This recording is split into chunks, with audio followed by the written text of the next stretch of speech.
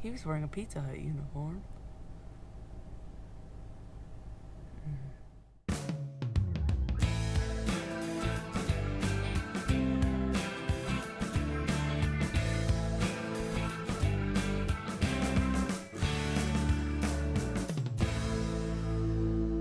This, we need to understand that in the Bible, the topic of money is one of the ones that Jesus talks about the most. And so it becomes something that is a problem for us in society. And since money plays that role in our life, it often becomes our master and our Lord. We take it for granted. We cling to it. We look to money for security, for safety, for comfort. Really all the things that we should be looking to God for. And so that is why it is such a big topic. I'd rather have Jesus than silver or gold. I'd rather be His than have riches untold. I'd rather have Jesus than thousands or lands. I'd rather be led by His will, His hand. So if you'd asked me 20 years ago if I thought I would be a pastor's wife in Montana, the answer would have been a flat no. It was just not what we expected for our life. But God had different plans.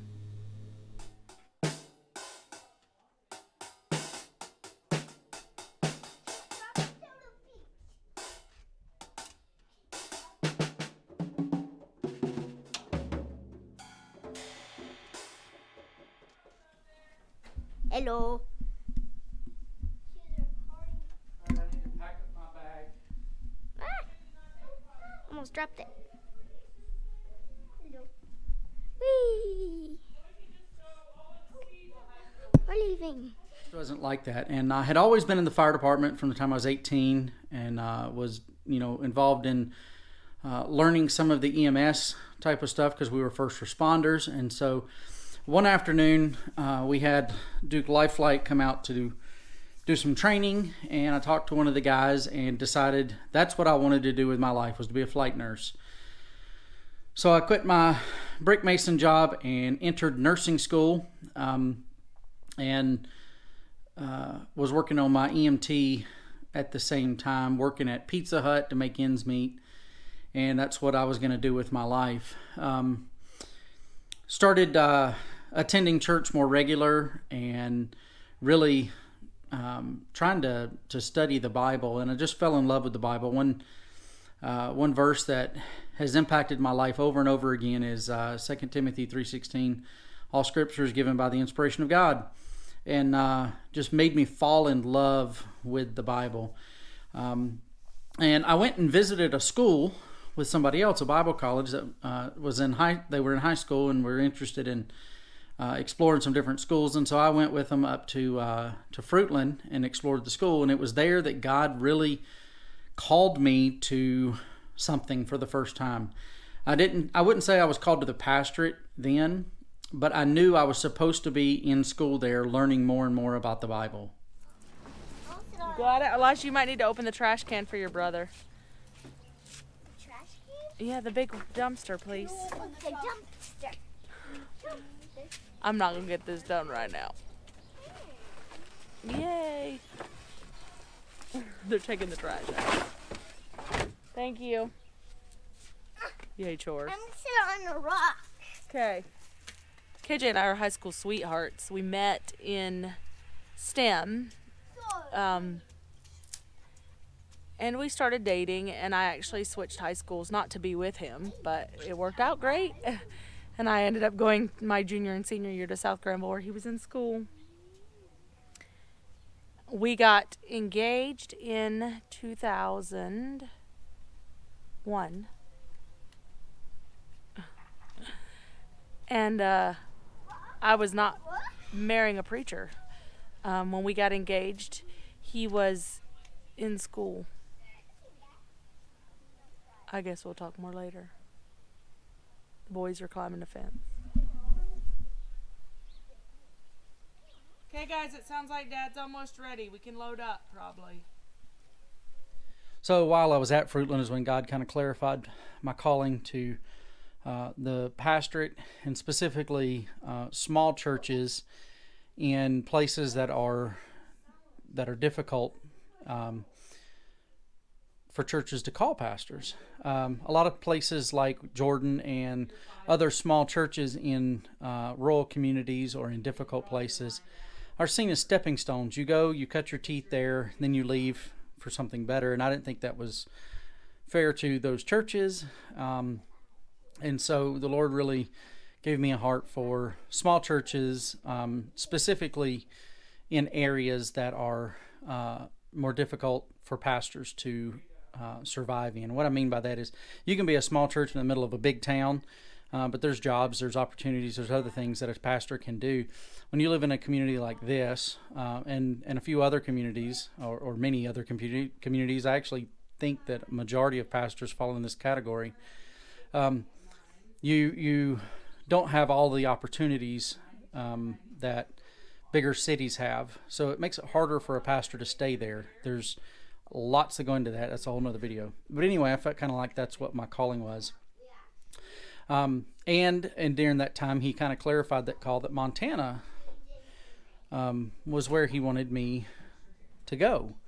And so that was my idea for that time when I was in school. But he had not told Sharon that yet. And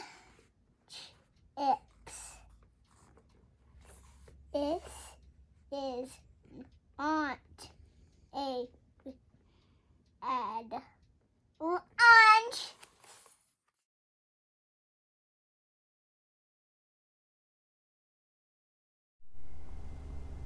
It snowed last night.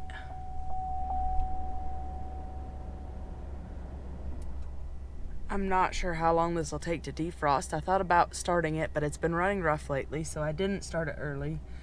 So we'll see if it defrosts in time for me to go, or if I'll have to go grab the car. But he was wearing a Pizza Hut uniform. Well, KJ and I were planning our wedding. He was going to be a flight medic. That was his plan, nursing school and paramedic training. And I was working at 911 as a dispatcher, and we were just going to do public service work. That was our plan. He went and visited a school with somebody else who was interested in going to that school, and our pastor at the time, and came back from that visit and asked me what I would think about living in the mountains. Totally blindsided me. I was up for the adventure, even though it was a total shock. So I don't think I can make it through a daycare day without them doing my hair. So it always looks interesting. But children are pretty observant. They asked me today where my glasses were. So I found a pair of contacts that were not expired in my travel bag when we went to Impact. So I've been wearing those. And I'll have to go back to my glasses, and that'll make me sad. But anyway, they noticed. So when KJ was in Bible college, I worked at the sheriff's office in Henderson County. Best sheriff's office ever. I learned a whole lot. But I was not ready to be a preacher's wife. I can remember sitting there crying that I was not going to be a preacher's wife and or a pastor's wife. KJ was amazing, and he waited. He wanted me to be sure just as much as he was sure. So we moved back to STEM, and he eventually became a deputy, and I worked 911 there again. And eventually, we're going to Concord Baptist Church there in Creedmoor, and they were going to take a mission trip to Montana to help with a church plant. So KJ asked me to go, and I said, sure, I can do that and see what this Montana's all about. And we went on that trip, and I knew that Montana was where we're supposed to be. We have this awesome clip sitting in the backyard of the pastor of that church plant, getting ready for an evangelistic event, and KJ was looking at the map.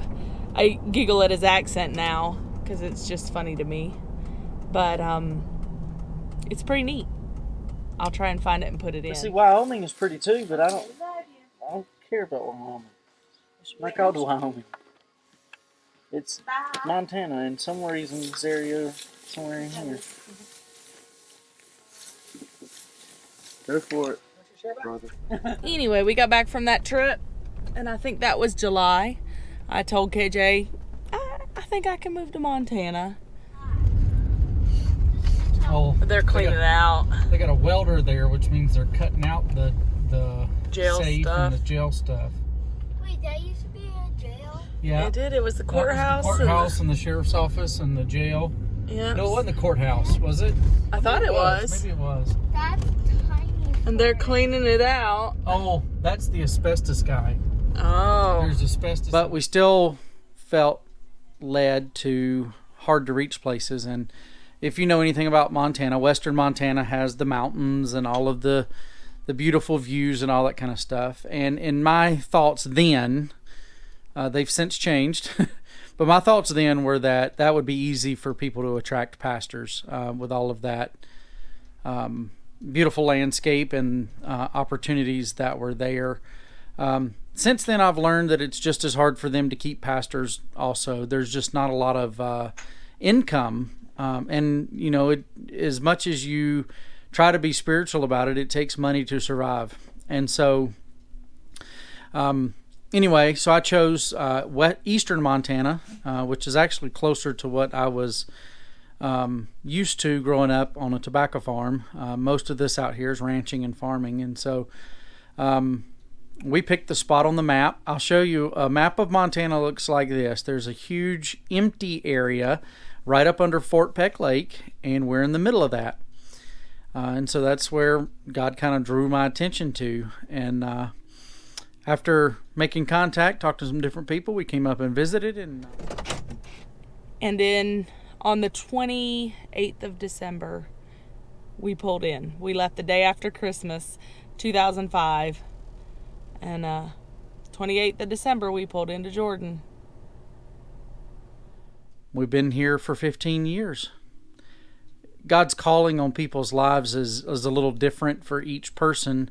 But the discernment that it takes, you just got to stick close to God and see where He leads you to go and what He's got you doing. So, I have these potters left over, planters, whatever you call them, from different things. And when we bought flowers, normally for Mother's Day, that's what KJ buys me.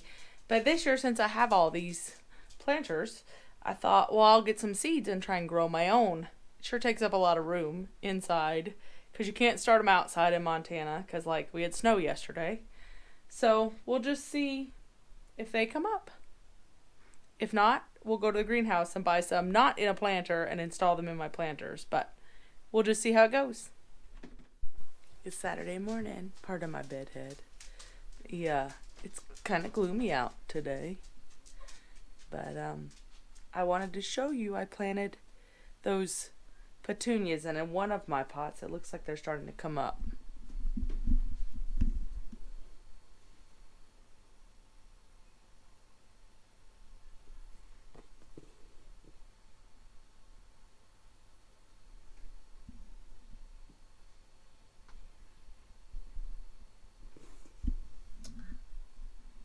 They're so teeny. So I hope you enjoyed our story. There are lots of details I did not share, but it was just amazing how God worked every detail out. We were young. We had no idea what to expect. The church took a chance on us.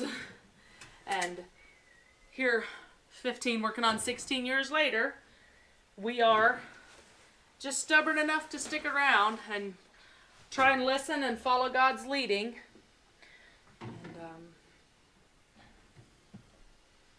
Anyway, I hope you enjoyed hearing some of that story.